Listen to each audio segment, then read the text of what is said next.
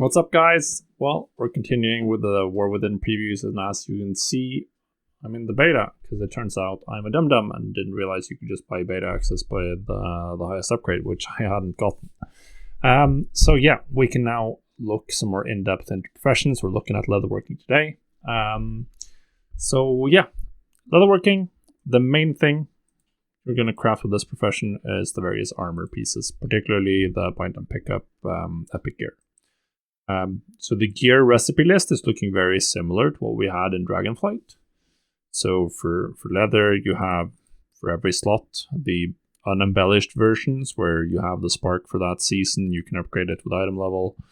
You can add an embellishment and you can pick your secondary stats to then get to the maximum possible skill. We can see this one is the waistband where I have the max skill, and I can almost guarantee quality 5. And if I had the two missing profession tools, I would actually guarantee quality 5.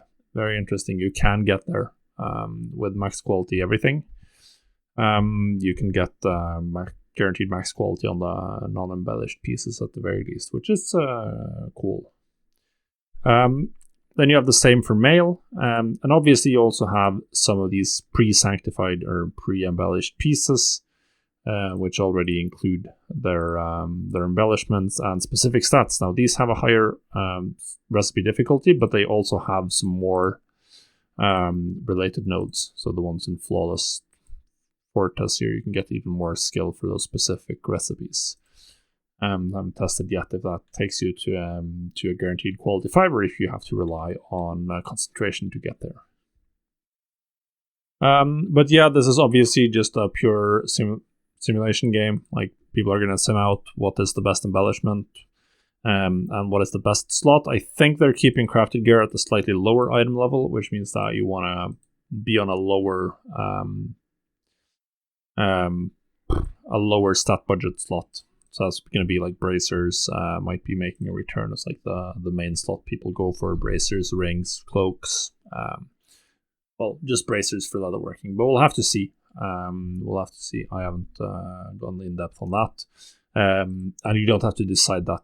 We'll see. That'll be, by the time the game's out, that'll be in the gearing guides, and you can just follow those to figure out which one you want to focus on. We also have the PvP gear, the combatant gear, which is now a competitor's gear. Interestingly, at least according to beta, the recipe is now purchasable from vendors, 7,500 honor per recipe, and they can be traded on the auction house. So that's a nice little way to make some gold more deterministically. You can just farm the required honor. Might even be possible to pre-farm it and be ready to go to buy them all. I'm not sure if honor is now a shared across your warband or not. That's something I not been able to even find the currency list on beta, but I started looking at beta a day ago, so we'll see. If it is, then that's obviously going to be important. You're going to want to farm enough honor on your warband to buy all the recipes if you want to get them day one, and then you can sell those. Obviously, they're going to have value. Outside of that, we have some armor kits. This is essentially leg enchants for tanks and physical DPS, so strength and agility classes. Here you can see agility, strength, and 800 stamina, or armor for the defenders, and then there's the dual layered, which is just the cheaper version essentially. These are gonna sell, but you're gonna need to use concentration, or if you have a specialized build, it's gonna be quality 3 that sells. So if you can get a quality 3 output early on, if you're the first one to craft loads of quality 3, then you can sell these for a pretty profit. But I mean, it's going to be the region-wide auction now, so it's going to be kind of annoying. Profit margins should be on the lower end. Then we have profession equipment, obviously. For the rare ones, we're once again using the Artisan's Acuity, which is the new Artisan's Metal. They require 300, pretty much all of them, so they are going to have to be crafted with crafting orders, where people have to give you that up front, and then you You also have some uncommon pieces, which I've already learned up here, which is going to tide you over essentially. One big change is that the rare ones now give plus 11 skill on the accessories and plus 18 on the tool, which is, they're a lot stronger. And then the uncommon ones actually give you plus skill even on the accessories this time around. It's going to be slightly easier to get some skill boosts there, but I mean the overall skill requirements are balanced around that. Then the last item type you can craft are embellishments. So these are tradable on the auction house. Obviously, I think with how important recipe skill, or rather getting the lowest possible recipe difficulty and highest possible skill so that you can spend less concentration if you have to use concentration or even reach a guaranteed threshold. More skill is pretty much always better in the War Within, with how professions are looking, which means that getting the max quality is going to be very, very important for optional crafting reagents like embellishments, whereas that wasn't really the case in Dragonflight, because even with quality 2, you pretty much had the same chance for a max quality proc.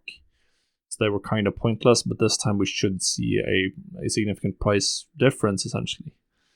Not sure yet what else we can expect. These recipes are the recipes for leatherworking are locked behind the Flawless Fortes skill trees, so you unlock them here by unlocking these specific nodes for Beastly and Nerubian and Arathi armor, which you do want to do eventually, at least if those pre-embellished pieces are the strongest ones. But if people are using a attachable embellishment, then probably you won't be maxing out this early, unless you're specifically going for these embellishments if they are the best option. That's overall something we'll just have to wait for Sims to come out, and then we'll see. Now, for me, I think gear is where it's at with leatherworking. It's going to be whatever the strongest item type is. I'm going to guess bracers, and they keep the final season balance where like crafted gear is slightly less item level.